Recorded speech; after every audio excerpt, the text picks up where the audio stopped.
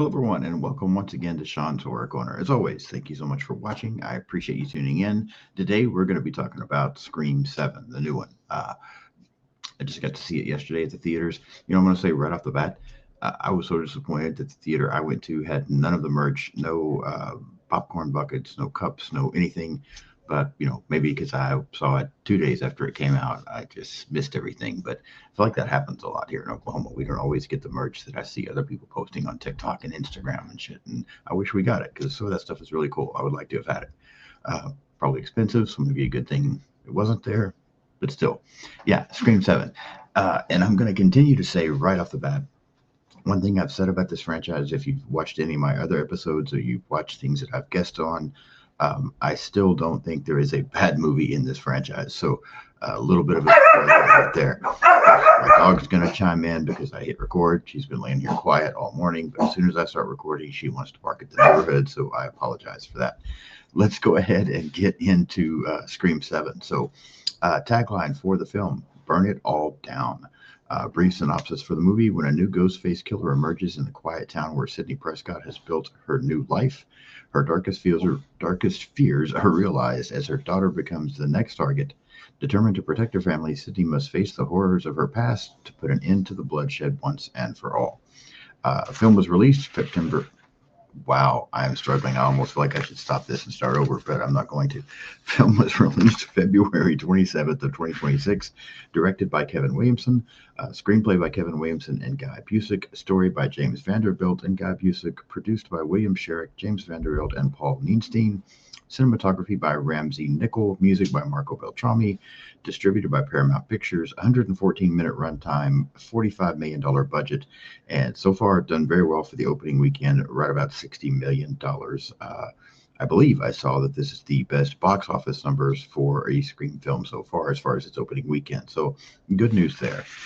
Cast for the film, Neve Campbell, Isabel May, Jasmine Savoy Brown, Mason Gooding, Courtney Cox, Matthew Lillard. We'll stop there. Let me go ahead and jump in here and talk a little bit about first casting characters.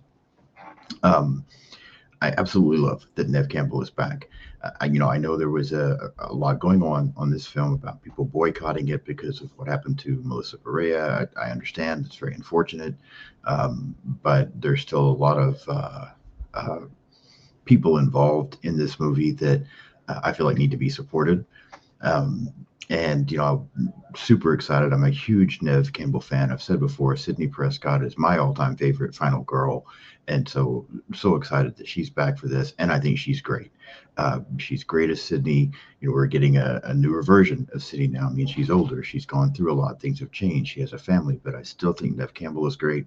I still think this feels like Sidney Prescott. I think this feels like a Scream movie, which is a huge plus. Isabel May is great as Sidney's daughter. We get Jasmine Savoy Brown, we get Mason Gooding, we get Courtney Cox back, all in smaller roles, which I think is a good thing. I know I've listened to a few other people that wish we would have gotten more from primarily Jasmine Savoy Brown and Mason Gooding, and I get that with them being core four from the last couple of films and being a big part of the last couple. But I like the fact that their roles are smaller here, and I'll get into why here in a few moments. I'm also glad that Courtney Cox's role is much smaller here because, as I've said, rewatching these films in the last few months, not a fan anymore of Gail's character, and honestly, she could have not been in the movie. I mean, I see what they did here. I mean, why she was in the film, but yeah, I'm just not a fan of Gail. So I'm glad that we didn't have to deal with a lot of Gale here in this one. Matthew Lillard being on screen again as Stu is fantastic. Really love that. We'll get into more about the way it was done once we start walking through the plot. But I think the cast is great. I love the majority of the characters. Fully on board with that part of things. As far as the cinematography, score, story, score I didn't feel like was incredibly noticeable. I picked it up at times. I mean, we do get some of the Scream score, right, that we get in the other films in here a little bit, but I don't think it's overwhelming. The rest of the score is just kind of fine. Not really anything there to say about the score. Cinematography, though, I think the movie looks good. I like the setting. There are some great kills in this movie, that especially early on. I really like the kills in this film.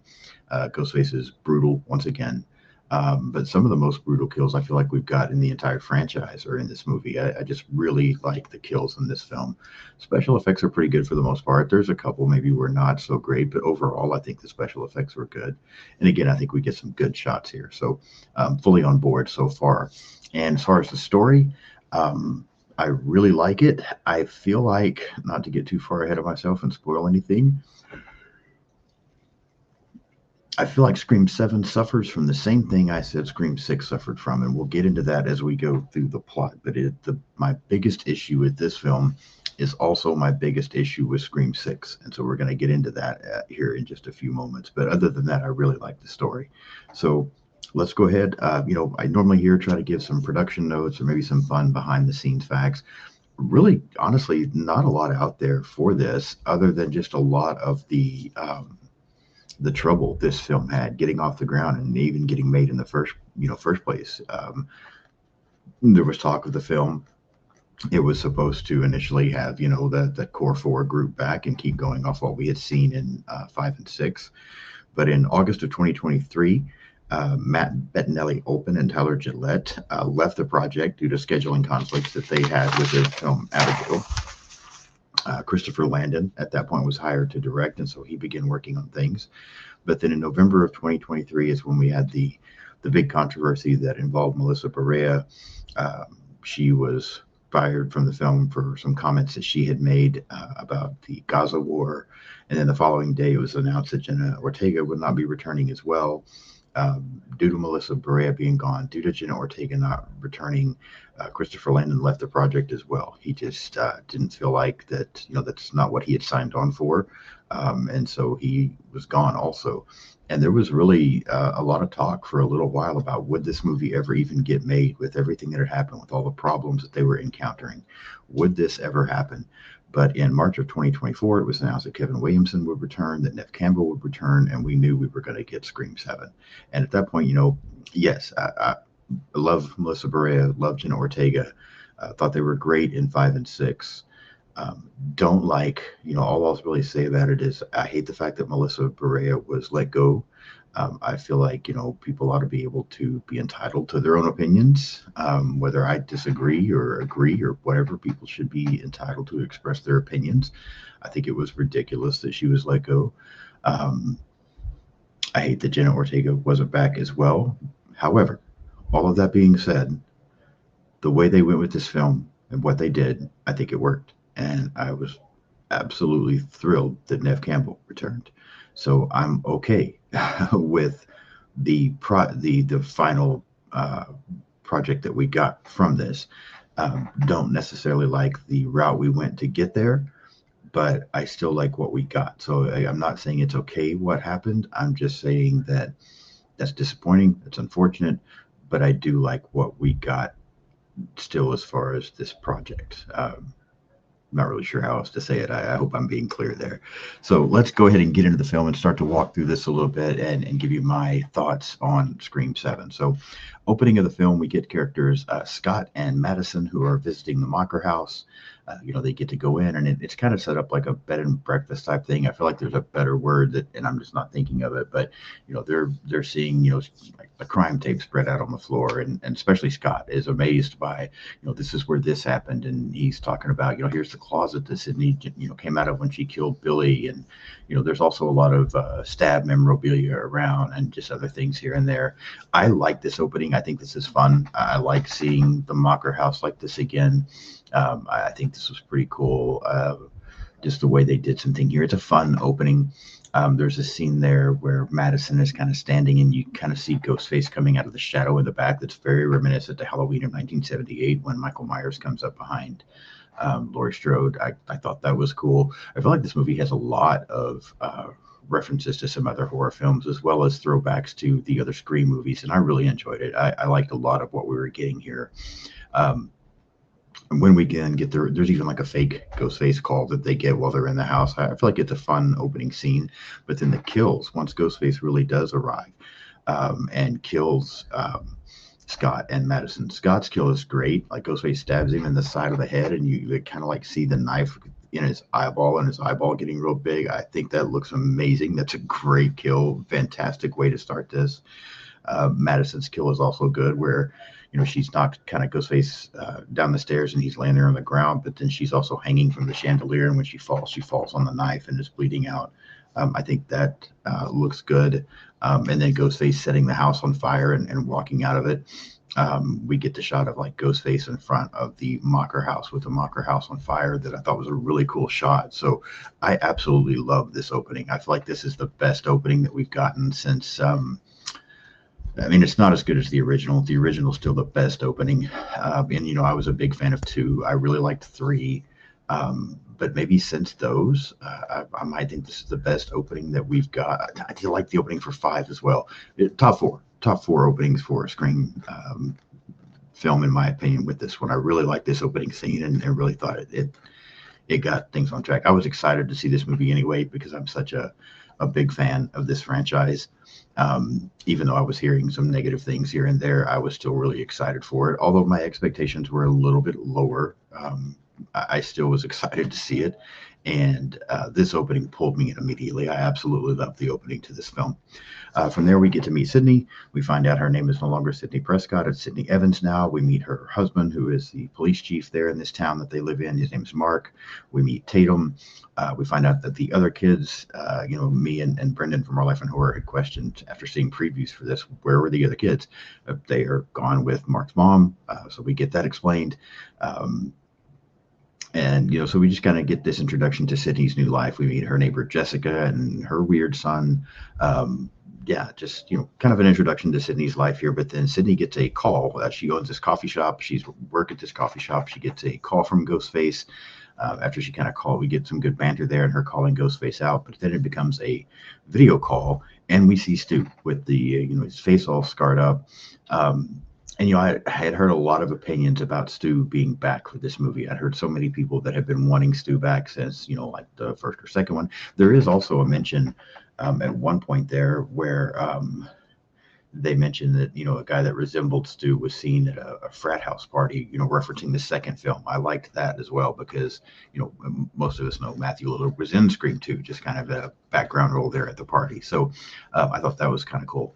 But we see Stu, with his face all scarred from this TV incident, and we see the shock on Sydney's face as she's seeing Stu, thinking he's been dead this whole time. And a lot of people that they're, it's so torn. I heard so many people that wanted Stu back. They wanted Stu back for so long. I've heard other people that thought it would be ridiculous if they brought Stu back. He's dead. There's no way. That would be stupid. I was very much in the middle because I loved Matthew Lillard as Stu, my favorite Ghostface so far. And just part of me was like, that would be great. But then at the same time, I'm like, but he is dead. Like, what would they do? So I was kind of torn on that. And, but initially, seeing this and seeing Matthew Lillard play Stu again, and just the way he does things, Matthew Lillard's amazing. I love Matthew Lillard. I was loving this video call, thinking this is great. He reveals to Sydney that he's outside the theater where her daughter is. Sydney takes off. She also calls her husband, the police chief. He takes off. And then there at the theater, we get a couple more characters killed. Aaron gets killed kind of off screen, nothing big there. But the Hannah kill, I think, is outstanding, where she's, caught up in the ropes. And we've seen her practicing for this in a play prior to the kill, where she's in these ropes and kind of, being lifted around. And now she's caught up in these ropes. And this is just another really good kill. Ghostface kind of slicing at her and then stabbing her, and, blood and stuff falling out. I know the people that I went and saw the movie commented how gross it was. I love this stuff, so I thought it was great. But yeah, a couple of really good kills. Again, I'm telling you, the kill's fantastic so far, and I'm really enjoying this movie at this point. From there, we get back to later that night. We're back at Sydney's home, and we see Ghostface is up in the attic, and he comes down from the attic.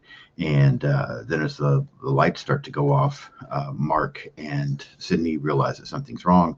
They get back out into the hallway, but Ghostface has Tatum and has her at knife point. They're able to kind of trip him up. We get through a battle there between Mark and Ghostface that Mark loses. The guys do not do very well at fighting Ghostface in these Scream franchises. Women are much more successful fighting Ghostface than guys are. But Mark gets knocked out.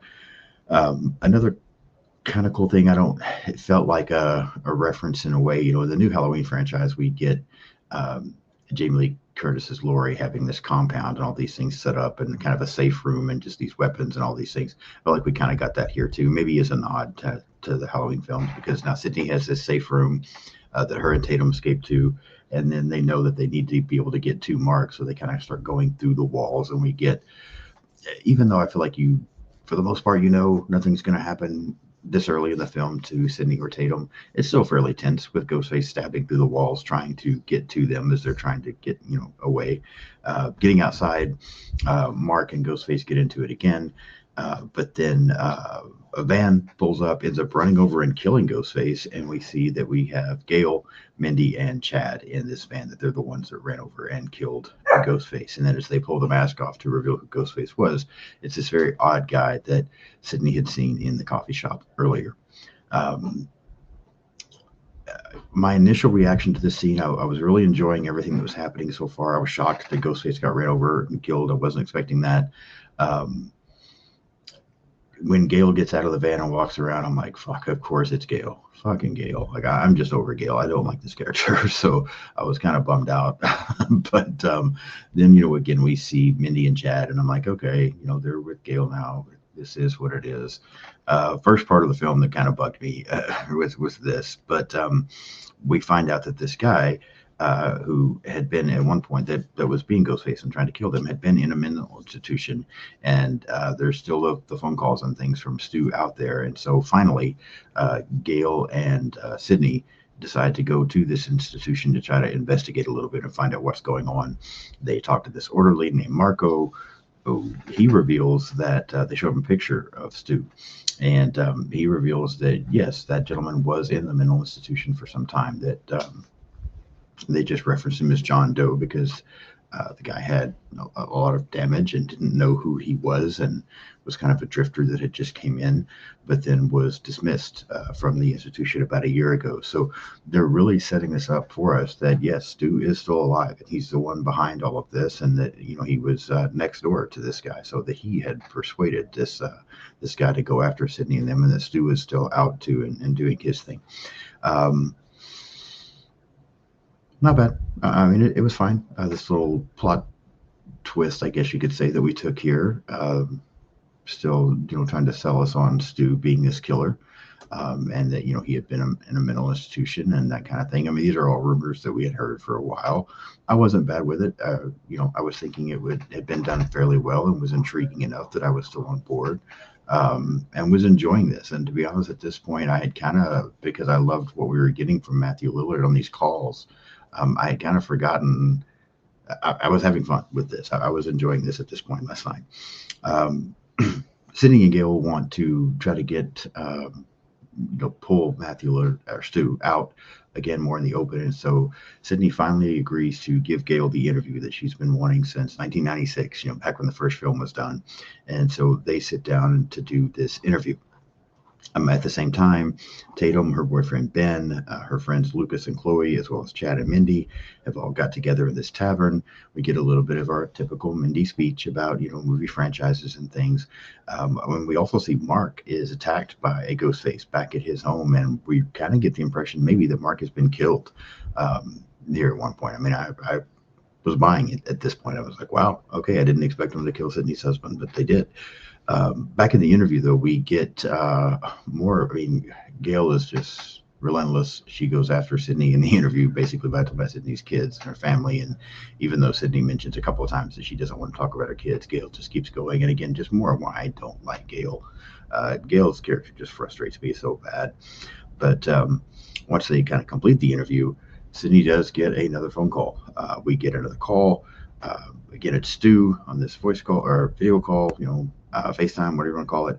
And he reveals that he is outside the tavern where, Tatum and all of her friends are. And so again, Sydney takes off and tries to call her husband, even though she doesn't get him to answer. We get a couple more good kills there in the tavern as Ghostface shows up. He ends up injuring Chad and Mindy. I don't think we're ever, I mean, it's pretty brief, his brief encounter with them. I don't think we're ever given the impression that they've just been killed. We know that Chad and Mindy don't die regardless of what happens to them in these movies.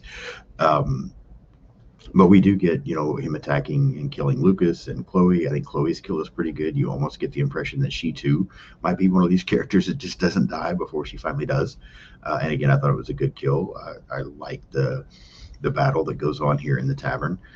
Tatum and Ben get outside the tavern and get into Ben's vehicle, where Tatum realizes that Ben has been playing around with this AI thing to see if it could even be done, because they're trying to decide if Stu is really back or is this some kind of an AI incident.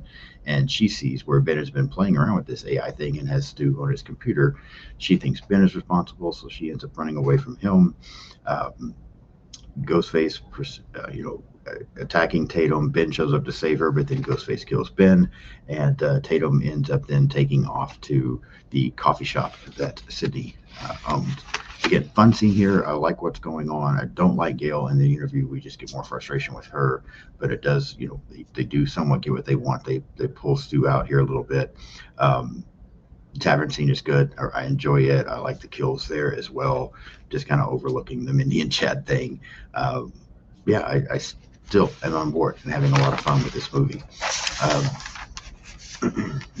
At the coffee shop, then we also get a good scene there with Tatum, where she's on the phone with Sydney, and Sydney's trying to, tell her, because Ghostface is there and he's trying to get in, and Tatum's locked in the office, and Ghostface is trying to get to her.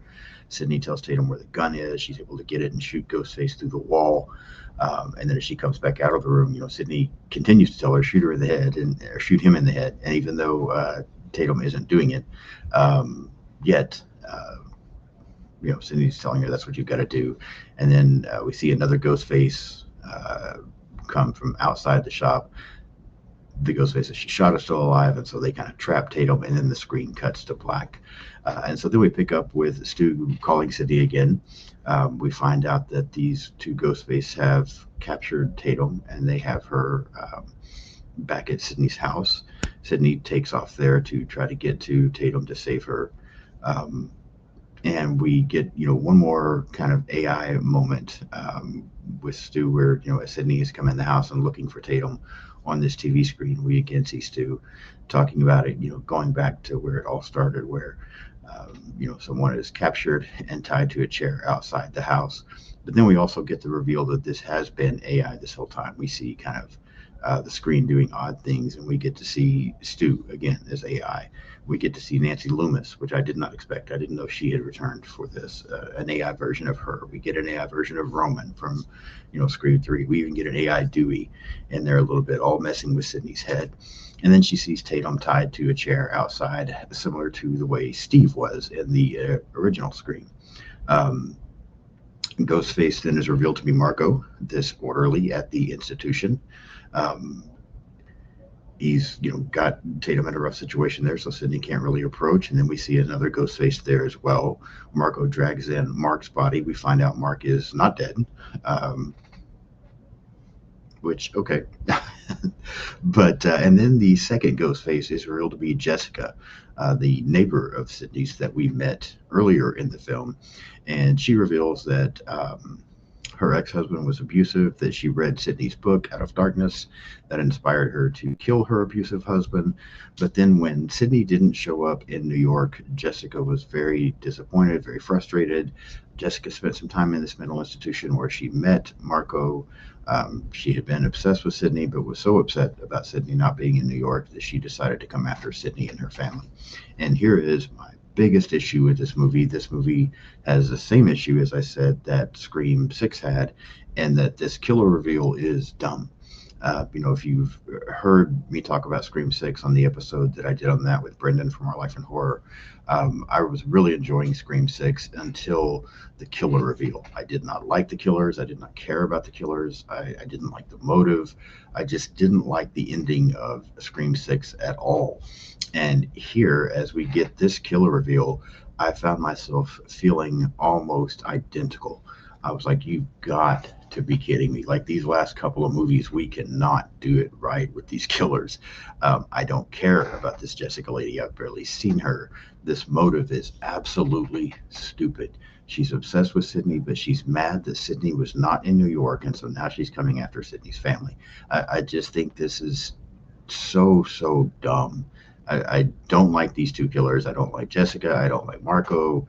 I think this motive is weak. I just do not like, for the second time in a row in a Scream film, our killer reveals. Like, this just was such a drop off to me because I had really been enjoying this film up until this killer reveal. And then I'm just like, wow, not again, not us fumbling the ball at the end again, because I really felt like we did here. Um, from there, while this is all going on, though, and Mark is still alive, he is able to secretly cut Tatum free. She's then able to attack Jessica. Sydney shoots and kills Marco. We kind of get a battle then between Sydney and Jessica, which was fun. Before Tatum steps in and shoots Jessica.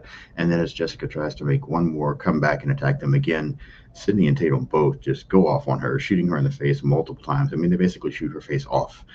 And I thought it was fun. The process of shooting her, maybe that wasn't the best effects, but it was still fun, so it didn't bother me. And I thought it looked good afterwards. And so, yeah, now they've killed the two ghost faces. We then get a moment of kind of Sydney and Gail talking and bonding after the brief interview moment. And we see Mindy stepping up now to do the news report that Gail, we find out Mindy and Chad are still alive, and that Mindy is now going to do the news report, and Chad's going to be the cameraman here, similar to what Gail would do in the past. And that's the end of Scream 7. I really, really enjoyed this movie, more even than I thought I would, up until the end, with the killer reveal and the motive being just a. Although I felt like this movie bounced back and did a little bit better. Scream 6, the ending of that one, those killer reveals and things bothered me so much that it kind of took me out of the rest of the film, to where I didn't even enjoy the ending that much. This one, the killer reveal is bad. The motive is ridiculous. But getting to see Sydney have that final battle again, and then Sydney and Tatum shooting Jessica the way they did, made it fun again, to where, as much as the ending bothered me for this, it didn't completely take me out like the ending for Scream 6 did. So while it reminds me of that, it wasn't quite as bad, I guess I should say. I'm glad we didn't get as much Gail in this film, because I don't like Gail. I mentioned that I thought it was fine that we didn't get a lot of Mindy and Chad, because I feel like this movie, to me, this Scream film was made more for those who love like 1 through 4. If you're a fan of 5 and 6 and the core 4, and you wanted the new route for Scream, where we leave Sydney alone, Dewey's gone, phase Gale out or whatever, and we just stick with this new core 4, Scream 7 might not be for you. But to me, this movie was more of, hey, for those of you that love the original 4, especially those first couple, this is for you. Because we got Sydney, more about what she went through. A lot of tributes and nods to the older films that I thought was a lot of fun. And then, yes, Mindy and Chad were there, but they weren't main characters. I thought this was done very well. I loved seeing Matthew Lillard back as Stu, but then making it AI and also showing us like Nancy Loomis and Roman and even Dewey. It kept it from being, AI is such a big thing now, it's relevant, and it kept it, because we did it that way. I felt like that was a perfect way to do it, because we got to see Matthew Lillard play Stu again, and it was fun, and he was great. But we didn't try to ridiculously say that, yes, he is still alive. So I love the way they did that. So many positives. I think the kills are great. The AI thing was fun. A lot of fun throwbacks and nods. Love seeing Neve Campbell back. Sidney Prescott's still my favorite final girl of all time. I really enjoyed this movie. I just don't like the killers again. And it's a big dislike. It does hurt things. It does drop my score somewhat. But I felt like it, again, the actual finale and where Sydney and Tatum work together to kill Jessica was still fun, to redeem it a little bit.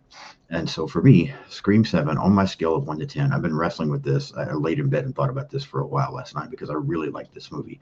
It's not my favorite in the franchise, but it's definitely not the worst in the franchise either, in my opinion. Probably it's going to end up landing right about in the middle. So I'm going to give Scream 7 a 7.5 out of 10. Really enjoyed this film.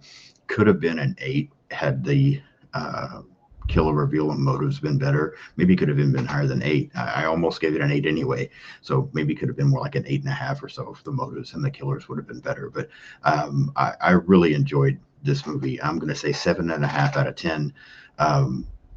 Gosh, I'm still tempted to go ahead and give it an 8, but yeah, I'll say 7.5 and stop arguing with myself. But yeah, I enjoyed Scream 7. I want to know what you think. Did you enjoy it? Did you, appreciate the things that they did? Did you have fun with the AI side of it? Were you happy to see Sydney back, or did this not work for you the way they did this? Did it not land? Were you disappointed? Would you have liked something else? Let me know what you think in the comments. Very curious to know. Follow me on social media if you don't already. I'm pretty much on everything out there. If you haven't subscribed to the channel yet, please do so. I've got a couple of fun episodes coming up later this week. My friends Brendan from Our Life in Horror and Bo from Critic After Dark, they're going to be on. We're going to step away from horror for an episode and talk about another big passion of ours, and that is superheroes. We're going to talk about Man of Steel from 2013, and then we'll get right back to horror after that, as Ken and Ashley from Sledgehammer Horror are coming on, and we're going to talk Child's Play too. So fun episodes coming. Be sure and hit subscribe so you don't miss anything. Again, like the video today, hit the hype button, comment, subscribe, follow on social media, do all the things. I really appreciate it. Thank you all for watching. I'll be back in a couple of days to talk some Superman and later in the week to talk Chucky. I'll see you soon.